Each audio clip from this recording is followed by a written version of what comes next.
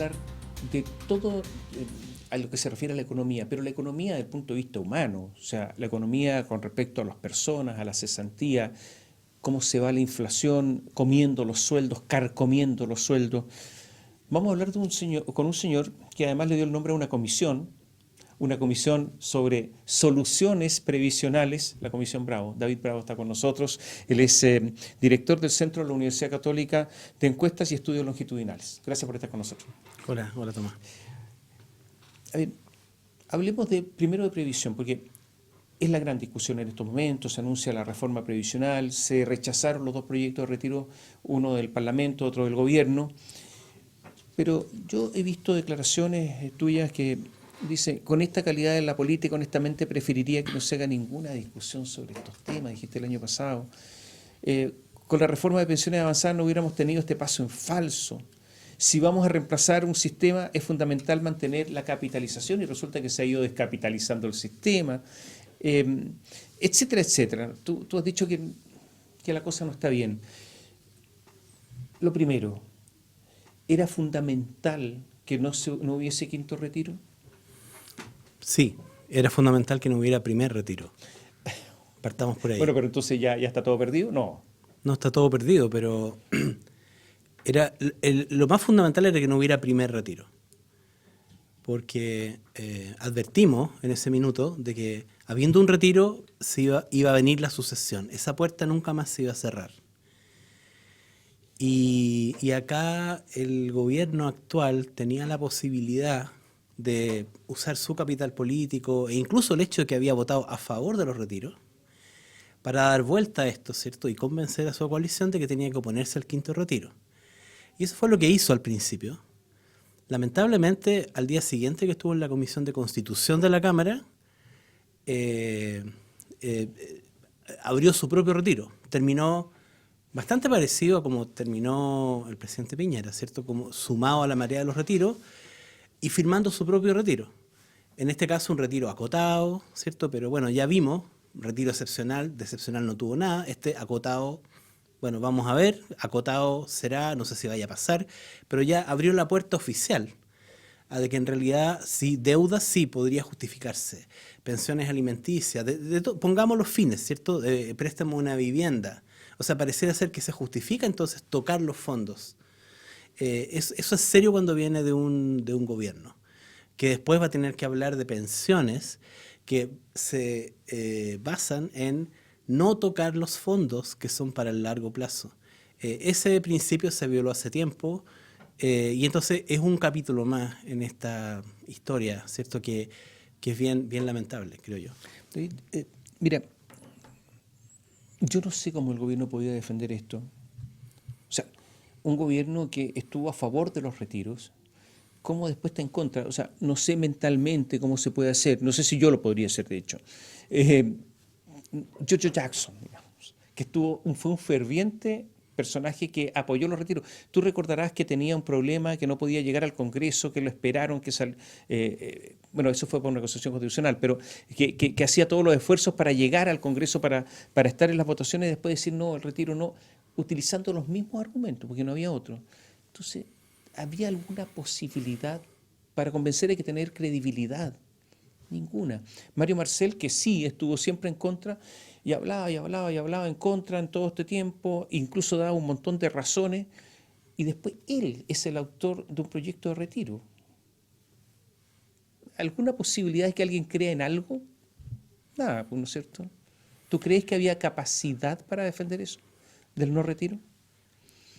Poca, muy poca, pero también en la campaña, cuando me tocó hablar de estas cosas y se estaba discutiendo el cuarto retiro, cuando tuve la oportunidad públicamente incluso pedí al candidato Boric ¿Me acuerdo? que pudiera considerar, Sí. ¿cierto?, el oponerse, tal como fue su primer impulso en ese minuto, ¿cierto? Porque precisamente este tipo de cosas es la que después te pasan la cuenta cuando eres gobierno. Eres gobierno, estás en las primeras semanas,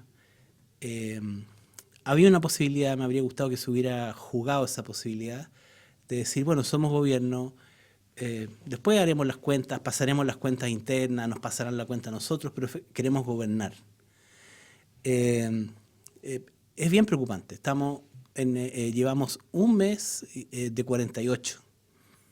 Entonces, el impacto que esto tiene en la capacidad de gobernabilidad es bien preocupante. Eso es tal vez lo que a uno más le preocupa, ¿cierto? ¿Qué efecto tiene esto para los meses y las semanas siguientes? A ver, Mario Marcel, ministro de Hacienda, perdió credibilidad. O sea, no es el mismo Mario Marcel hoy día que hace una semana. Eso yo creo que todos lo entendemos.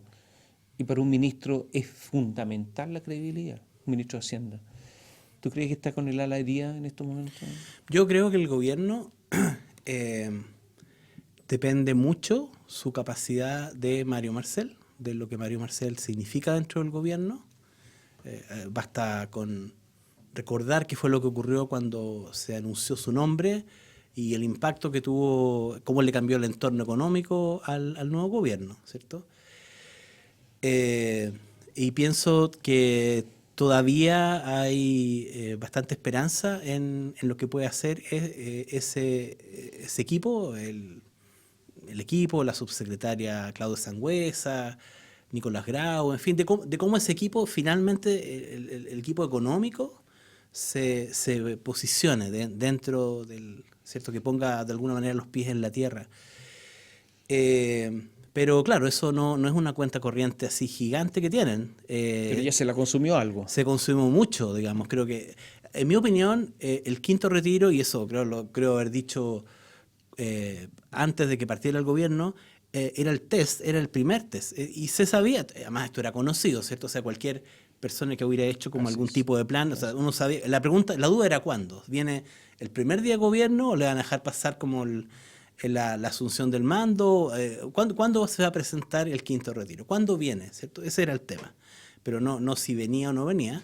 Y ese es el primer test de gobernabilidad. Y lamentablemente no creo que haya sido exitoso ese test. Ahora, se podrá decir que se rechazaron los dos retiros y a lo mejor la consecuencia, a lo mejor alguna probabilidad tiene de que entonces no haya más retiro. Bueno, si eso ocurre, se podrá decir que en verdad tal vez sí fue visionario y funcionó, pero honestamente creo que eso tiene una baja probabilidad. Uno escucha a los parlamentarios, esto puede haber quitado algunas aguas en este minuto, pero definitivamente esto no cerró la puerta a los retiros, va a volver. Y entonces no sé qué capacidad va a tener el gobierno entonces, ¿cierto? Porque ya perdió credibilidad, ¿cierto? Respecto a su postura. Si se hubiera mantenido en la postura donde estaba el ministro Jackson, la ministra Vallejo, en la Comisión de Constitución, dando la cara, ¿cierto? Y diciendo, esta es nuestra postura como gobierno, que es una imagen fuerte de ver, ¿cierto? Personas que votaron por los retiros haciendo un argumento alineado con lo que era la postura de Mario Marcel. Si eso se hubiera mantenido, a lo mejor, bueno, habría resultado, ¿cierto? Pero bueno, ya no pasó, ¿cierto? No pasó, estamos en otras condiciones. ¿Tú crees que el gobierno tiene la capacidad para finalmente hacer la reforma a las pensiones? Bueno, es muy difícil porque la reforma en las pensiones depende críticamente de detener los retiros. Entonces estamos hablando del mismo problema. Este no es solamente el tema de la inflación, de lo que comporta, que tiene de lo que implica sobre el mercado capital en Chile, cosas por el estilo, ¿cierto? Que puede tener impactos bien nocivos. Todo eso está bien, pero desde el comienzo yo he mencionado que el tema central acá son las pensiones. Es precisamente esa demanda ciudadana, ¿cierto?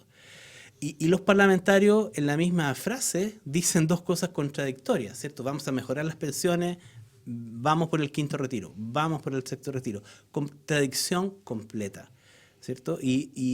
Contradicción completa porque las pensiones, en definitiva, esto es como hay que pensarlo como una piscina, ¿cierto? Donde nosotros estamos como en la mitad del agua, ¿cierto?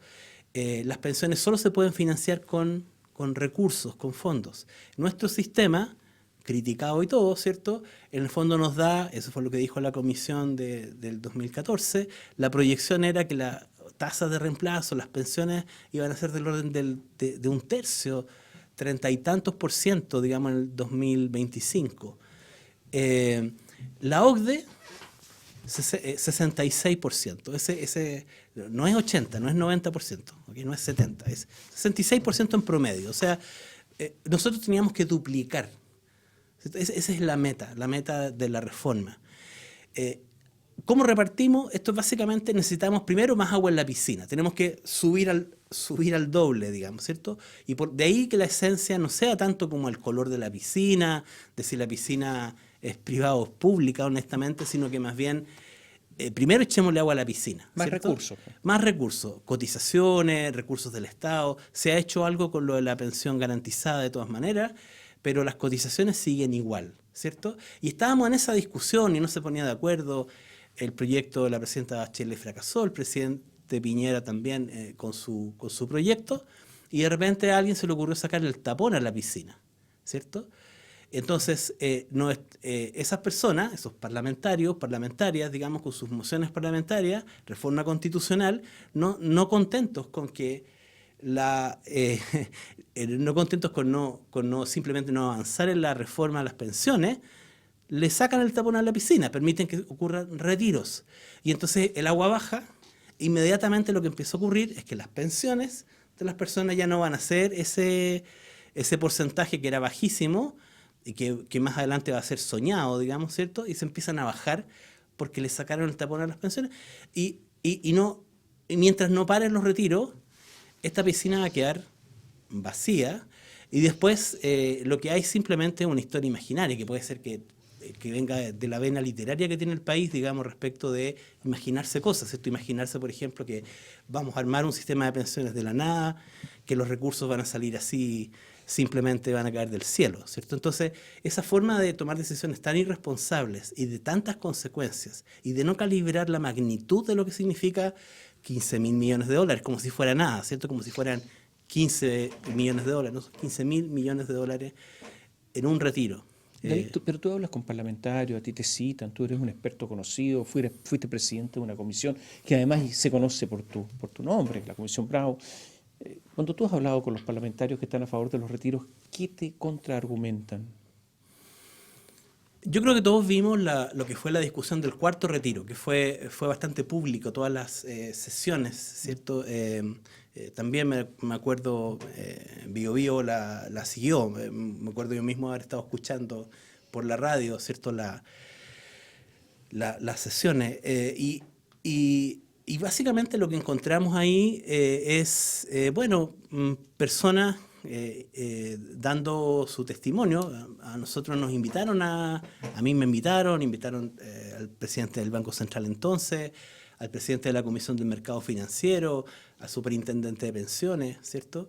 En la Comisión de Constitución. Pero uno tiene la sensación de que la invitación fue más bien formal, fue como para hacer un check, ¿cierto? Pero después por las preguntas que se hacen, lo más visto fueron aquellas que le hicieron a Mario Marcel como presidente del banco, ¿cierto? A la Comisión de Mercado Financiero. O sea, son dos mundos completamente distintos. Uno tiene la sensación de que no se permean los argumentos, tiene la sensación de que no hay una relación, que perfectamente se puede, muchas veces la gente se equivoca, ¿cierto? Dice, si son 15 millones, no son 15 mil millones de pesos, no, de dólares. O sea, como que si yo no sé cuál es la diferencia de qué es lo que estoy haciendo, ¿cierto? No tengo al final responsabilidad sobre esas decisiones que se están tomando. Se está tomando todo de manera muy liviana. Esto es algo que yo por lo menos, en la experiencia que he tenido muchas veces en distintos temas de haber sido invitado o en la Cámara, en las comisiones o en el Senado, ¿cierto? No había visto nunca una cosa de esta naturaleza, tan liviana. Incluso el mismo formato, ¿cierto? La Comisión de Constitución y los retiros se votaron sin ningún informe técnico, ningún informe financiero, ningún informe sobre sus consecuencias. ¿Cuándo habíamos legislado de esa manera en Chile? Esto realmente daña a la función pública, ¿no? Esto realmente daña a la función pública. Yo he señalado, digamos, después de haber pasado por esas comisiones, que en realidad estamos frente a una generación de autoridades, de parlamentarias, parlamentarios, digamos, que creo que va a pasar un poco a la historia por el daño que está Perdón, generando. pero el presidente Boris participó de eso. Incluyendo también, sí, incluyendo incluso los presidentes, porque para no ir tan lejos, mira el presidente Piñera, ¿cierto? También. Que al oponer, gran opositor a los retiros, lo mismo que Ignacio Briones, ¿cierto? Ministro de Hacienda, pero terminaron firmando un proyecto de retiro. Y ahora parece que la historia es repetirse, ¿cierto? Entonces, esta es una generación que realmente va a marcar lo que estamos siendo, está marcándolo y lo que vamos a hacer en el futuro. Con este tipo de decisiones tan...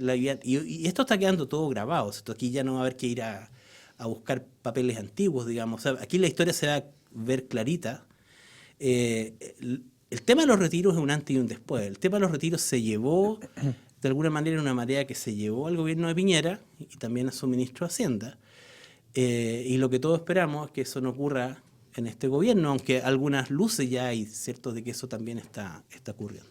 Vamos a hacer un pequeño alto, pero si hubiese que hacer hoy, con la situación que hay en estos momentos, en materia previsional, como reforma, ¿qué habría que hacer? Volvemos en un instante.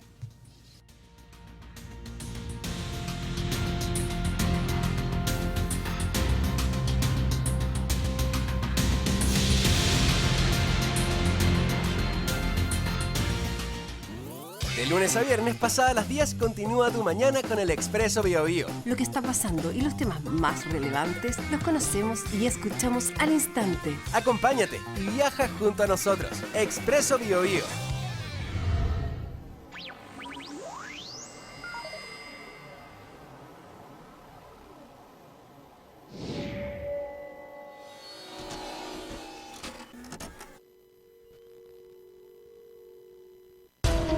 En BioBio profundizamos las noticias enfatizando la verdad siempre. Aquí tú te informas y entretienes.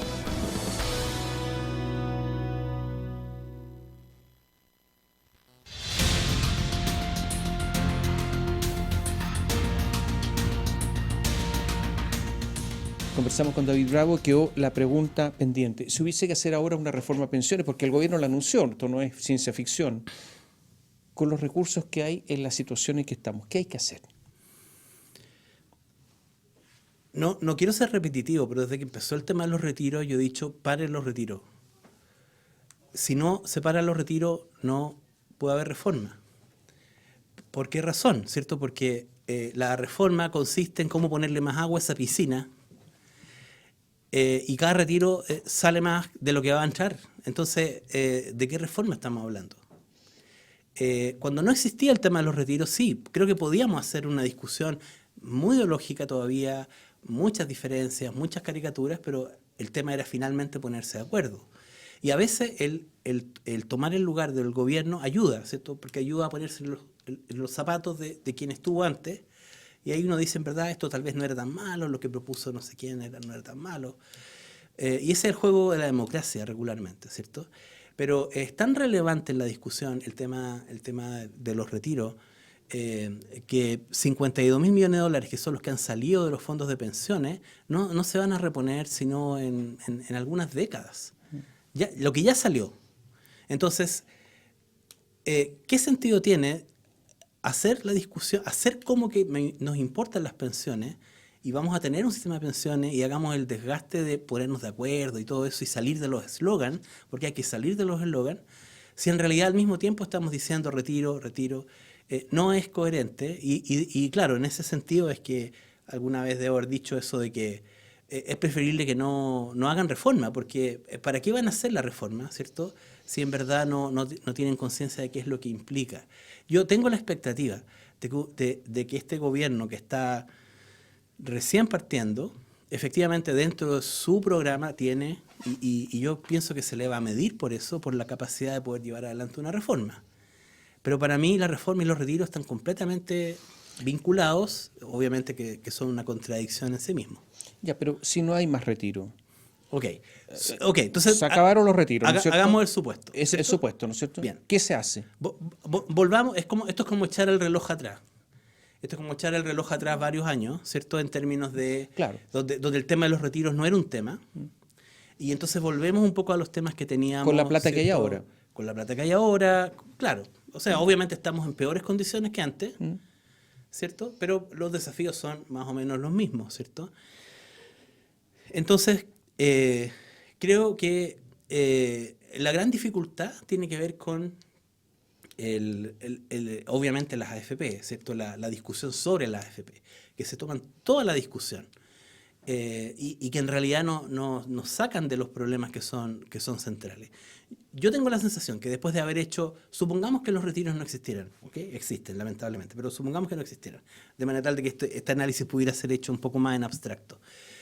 Yo tengo la sensación de que la experiencia de dos reformas que no prosperaron le da la posibilidad a este gobierno de llevar adelante una reforma exitosa, que sabe que tiene que aprender de las anteriores y que de alguna manera se tiene que consensuar. ¿Y qué es lo que uno pensaría? Lo que uno pensaría es lo siguiente. Salgamos a las caricaturas. Nosotros tenemos en Chile hoy día un sistema que tiene cuentas individuales, ahorro individual, y tiene un piso, ahora un piso sólido con la pensión garantizada. ¿Cierto? Que no teníamos antes, el pilar solidario sí era importante, pero ahora se amplió. Perfecto. ¿Eso ya es un sistema de pensiones? Sí, es un sistema de pensiones. ¿Tenemos que reforzarlo? Claro que sí. Primero, porque la tasa de cotización es 10%, en la OCDE es que tienen el doble de pensiones que nosotros, en términos de tasa de reemplazo, tienen el doble de cotización, 19%, ¿cierto? Pero ¿cómo? Entonces no es el problema de la AFP, parece que no es tanto el problema de la AFP, ¿cierto? Por supuesto que las AFP tienen problemas y hay un montón de cosas que corregir, pero pongámosle el agua primero a la piscina, ese es como el elemento importante. Entonces, bueno, puede ser que a uno le tome tiempo, pero va a llegar más o menos, creo yo, a las mismas conclusiones de que hay que aumentar las cotizaciones. Sí, está bien que el sistema, hay consenso en que tiene que ser tripartito, a cotizaciones de cargo del empleador, tal como hay del trabajador, perfecto, aporte del Estado, perfecto, en eso no hay ninguna discusión. El tema está en la parte institucional, ¿cierto? Y entonces para la parte institucional vamos a ver otras experiencias en el mundo y vamos a ver qué es lo que está pasando, y lo que nos vamos a dar cuenta es que en general la mayor parte de los países partió con sistemas de reparto.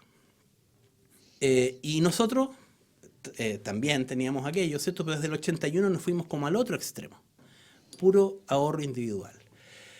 ¿Dónde están los países hoy día? Están viniendo hacia la capitalización individual, están incorporándole piezas de capitalización individual a sus sistemas, en un sistema que era de reparto, ¿cierto? Las cuentas nacionales vienen de ahí, ¿cierto? Todo ese tipo de cosas, formas de arreglar el problema del sistema de reparto para los mismos problemas que tiene Chile hoy día. Nosotros, en cambio, nos fuimos como en la otra dirección, porque obviamente nos fuimos a un extremo y empezamos a hacer el sistema más mixto, ¿cierto? Y le pusimos el pilar solidario, pensión garantizada. ¿Es razonable que nosotros votemos todo lo que tenemos para poder irnos al otro extremo y de ahí hagamos el camino? Es absurdo, es completamente absurdo. Lo razonable es que tomemos las piezas del sistema que tenemos hoy día y las vayamos de alguna manera avanzando. Así funcionan todos los países. Los países no tiran por la borda lo que tienen y hacen un sistema nuevo, como sí efectivamente fue lo que ocurrió en el caso de Chile, ¿cierto? El año 81, que se tiró por la borda y se pagó una transición carísima. Esa transición costó 135% del PIB en valor presente. Y todavía estamos pagando los costos de la reforma del año 81, ¿cierto? Ahora, si nos damos otra vuelta a carnero, vamos a ir al otro extremo. Entonces, no es tan difícil, creo yo, entender para quien esté en el gobierno y quiera acordar una reforma, que va a tener que hacer un proceso gradual. Y vamos a tener que ponernos de acuerdo en los puntos de llegada. Yo creo que eso es factible de acordar. Con el Congreso, pero para eso se requiere sacar las caricaturas fuera y sacar los retiros, porque si los retiros mancha todo lo que David, tenemos. el sistema previsional tiene que ser único, y hago esta pregunta porque auditores de la radio se preguntan, bueno, ¿y por qué la gente no tiene derecho a elegir? Yo quiero una FP privada, el otro querrá una FP pública, el otro querrá un sistema estatal de reparto. ¿Existe esa posibilidad de que las personas puedan elegir su previsión, su propio destino? Claro, sí. Bueno, dentro de las modalidades existe la posibilidad de dependiendo de qué estemos hablando, ¿cierto? Hay elementos que pueden ser únicos y hay elementos que eventualmente se podrían elegir. Por ejemplo, nosotros diseñamos un sistema, no nosotros, digamos, se nos diseñó un sistema que fue el sistema AFP. A la AFP les pidieron muchas cosas todas en una. Le pidieron que recaudara, le pidieron que manejara los ahorros individuales de las personas, le pidieron que atendiera público, le pidieron que pagara pensiones y que pusiera sedes en todas las regiones del país. Entonces, y además tiene que dejar una parte del fondo que maneja en un encaje de su propio patrimonio. Entonces, ser una AFP es muy caro en Chile, es muy costoso. Y por eso es que nosotros no vemos 100 AFP. Si tuviéramos, a lo mejor, si el modelo hubiera funcionado y tuviéramos 100 AFP, probablemente estaríamos hoy día compitiendo, ¿cierto? Una competencia fiera por ver quién administraría el negocio, y probablemente hubiera funcionado, entre comillas, el mercado, digamos, ¿cierto? Pero eso no funcionó. Y no funcionó por diseño, ¿cierto? En el caso si hubiéramos rediseñado el sistema, probablemente habríamos tomado.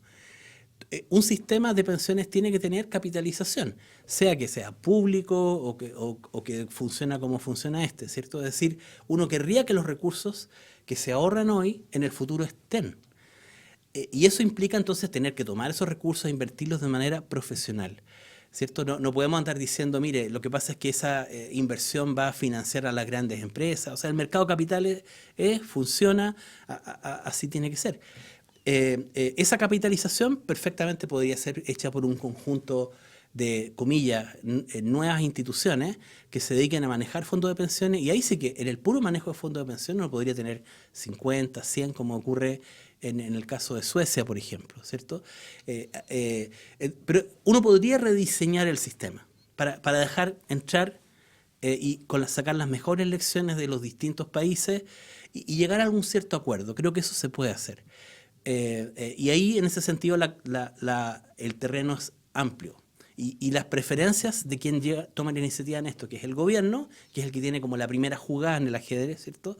Acá es proponernos un proyecto que empatice con su programa, con sus ideas, pero que también se lo proponga al país. Esa es la primera jugada que estamos esperando nosotros ahora, que le corresponde hacer al gobierno del presidente Boric. Te voy a cambiar de tema, porque tú has medido mucho el mercado laboral. Me encantaría saber qué es lo que prevés para los próximos meses. Sabemos que se viene un segundo semestre dificilísimo, todas las cifras lo indican. Yo creo que la suerte está echada, digamos. Esto viene de todas maneras, incluso se dice algunos meses con crecimiento negativo. Algunos dicen que podría haber algunas quiebras de empresas. Son las empresas que salieron con dificultades de la pandemia y que tienen que pagar los créditos FOGAPE, tienen que subir las tasas de interés enormemente. Están subiendo sus costos porque resulta que muchas empresas tienen contratos con reajuste de IPC con sus trabajadores, pero sus productos no van a subir porque va a haber falta de demanda. Entonces, en este escenario, ¿cómo ves tú el mercado laboral? Bueno, efectivamente, ya en las proyecciones que está haciendo el Banco Central y en la que por lo menos los analistas distintos están también haciendo, no es un misterio que vamos a tener un segundo semestre muy complicado. Está en curso la desaceleración, ¿cierto? Después de esas tasas altísimas de crecimiento, también motivada, ¿cierto?, por toda la leña que se le tiró tanto en transferencias como también por los retiros. Ahora esto se tiene que enfrentar. Y esa desaceleración viene por el lado fiscal y viene por el lado monetario, ¿cierto? Por lo que el Banco Central está haciendo respecto de alza de tasa de interés, que van a seguir adelante hasta que la inflación se controle, y van a venir también por la desaceleración del gasto, ¿cierto? Lo que ya está en curso. Y eso se va a sentir, y efectivamente vamos a tener algunos meses con crecimiento negativo este año, y eso obviamente va a doler. Yo creo que lo que está en juego de verdad no es el año 2022, sino que de verdad es el año 2023. El año 2023 era el escenario que el Banco Central, el último que dio en su informe, fue un escenario bien magro, o sea, bajó, estamos hablando de un crecimiento miserable, por así decir, 0,5%. para el año 2023. En realidad, de que lo hagamos bien o no este año, va a determinar si en realidad el año 2023 va a ser realmente malo bajito, o en realidad vamos a empezar a repuntar, ¿cierto? Y por eso que es tan importante ser serio, disciplinado, digamos, que tiene que haber disciplina fiscal, tenemos que llegar a ese control de la inflación, va a ser doloroso. No vamos a poder decirle a la gente que sí a todo, a cada cosa que se le ocurra a algún parlamentario o a alguien, digamos, porque este es un año de restricciones. Esa es la parte difícil. Ahora, mercado laboral. El gran problema que teníamos nosotros, creo yo, es que estábamos partiendo este año con los datos que teníamos, había que recuperar 550.000 empleos todavía. Y mi gran temor en esto, nosotros no habíamos sacado la encuesta nuestra en estos días, era que acercándonos al segundo semestre, siguiéramos todavía con esa deuda de recuperar esos empleos, porque quiere decir que entonces se nos viene encima esta desaceleración, ¿cierto? Y nos vamos a quedar pegados probablemente con una gran cantidad de personas que, si bien formalmente no son cesantes, en la práctica sí lo son. Las buenas noticias que nosotros encontramos en los datos que entregamos hoy día, primera hora de la mañana, ¿cierto? Fue que en realidad los datos del INE sí están bastante rezagados. Y los datos de abril nos muestran que en verdad sí se recuperaron los empleos y estamos bastante más cerca. A mí por lo menos eso, dentro de todo este panorama en el que nos encontramos, me parece una buena noticia. Y eso creo que nos va a ayudar, le va a ayudar al gobierno, va a ayudar al país a que cuando nos acerquemos al segundo semestre, pienso que la probabilidad ahora de que hayamos ya recuperado todos los empleos es mucho más alta hoy día. Y por lo tanto vamos a estar en mejores condiciones, más sólidamente, para enfrentar ese otro apretón que viene unos meses más adelante. Por supuesto, si vamos a ser capaces de enfrentar ese panorama, va a depender de nuevo de algunos aspectos que tienen que ver más con este conflicto social, ¿cierto?, que teníamos. Hay que pensar, Tomás, que nosotros teníamos un conjunto de brechas y problemas, digamos, ¿cierto?, antes de la pandemia. El estallido social quedaron en evidencia. Vino la pandemia y todas esas brechas y esos problemas, bueno, obviamente no se trataron, al revés, se agudizaron todos, ¿cierto? Ya vimos cómo aumentó la desigualdad del ingreso, con los datos de la encuesta CACEN, cómo aumentó la pobreza. ¿Quién fue el que perdió la pega, ¿cierto?, en la pandemia? Los universitarios, ya el año 2021, a mitad del año, su demanda por trabajo había crecido en un 7%. O sea, es otro mundo, ¿cierto? Toda la gente con más calificación, con teletrabajo y todo eso, funcionó muy bien, mientras que la gran masa de las personas del país, en verdad, sí tuvo muchos problemas. Entonces, las brechas se ampliaron. Si tenemos la buena noticia, ¿cierto?, de que en realidad podemos llegar tal vez de aquí a un mes y medio, ya a completar el proceso de recuperación de los empleos, eso no quiere decir que superamos los problemas, quiere decir que más o menos tenemos los mismos problemas que teníamos, que quedaron a la luz en el estallido social. O sea, estamos recuperando, pasamos este periodo traumático, este terremoto que se nos generó, pero que duró 2 años. Ahora, hay que recordar que esa situación de octubre del 2019 era una situación más o menos explosiva, ¿cierto? Ahora estamos volviendo, después de estos 2 años, a estar más o menos recuperando la situación anterior. Y eso quiere decir que lo que tenemos por delante es terreno bastante minado, digamos, ¿cierto? En verdad, esto es como volver un poco atrás. Por supuesto, además ya está el tema de la convención y, en fin, qué es lo que va a pasar con eso. Y ese es el terreno que vamos a tener que caminar.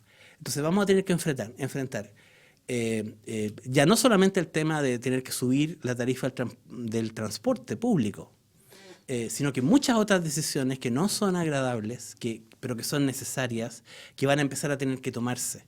La pregunta es, ¿se van a tomar? ¿O frente a cada una de ellas, en verdad, no va a haber disciplina fiscal? ¿Vamos a ser capaces de controlar realmente la economía? Esa es la cantidad de dilemas. Creo que estamos volviendo al punto que teníamos antes de la pandemia, pero en un territorio que va a ser más explosivo todavía. Por eso es que la conducción política y la conducción económica van a ser fundamentales si es que queremos tener alguna chance de salir ileso en este periodo. ¿Confías en la conducción política? Yo, bueno, como probablemente la mayor parte de la población, voto apruebo por este proceso, ¿cierto? Con la convicción de que era una válvula de salida muy importante. Me encantaría, realmente me encantaría, y creo que sería fundamental para el país, que el país votara, ojalá, casi con el mismo margen que ganó la apruebo, a favor de la Constitución. Lamentablemente, me parece que eso está bastante en duda, ¿cierto? Ahora tiene que hacer ese trabajo todavía la Convención Constitucional. Y creo que va a ser un fracaso si es que esa Constitución no se aprueba por un amplio margen, y por supuesto es algo que vamos a tener que enfrentar en ese minuto. ¿Tú vas a votar apruebo o rechazo? No lo sé. Pero con las normas que ya se conoce el espíritu de la Constitución, por lo menos. Hay 238 artículos aprobados. Bueno, a mí me han preguntado hartas sobre el tema de la Constitución, que se están discutiendo, y la verdad las cosas que uno no logra ver todavía como la unidad, digamos, de sus contenidos. Sí me parece muy preocupante la forma como se ha estado llevando adelante el proceso. No soy ingenuo, ¿cierto? Pero sí creo que hay que darle hay que darle efectivamente la esperanza hasta el último, porque en realidad esas personas que están ahí, que fueron elegidas por todos nosotros, fueron elegidas para escribir esa Constitución, y de alguna manera lo que uno esperaría es que sientan esa presión de que esa Constitución tiene que aprobarse. El rechazo creo que nos va a llevar efectivamente a otro camino, que en sí también va a ser explosivo, le va a añadir explosión, digamos, a este camino ya minado que tenemos por delante, lamentablemente. Gracias, David. Gracias por estar con nosotros. Gracias, Tomás. Y a ustedes muchas gracias. Gracias por seguirnos.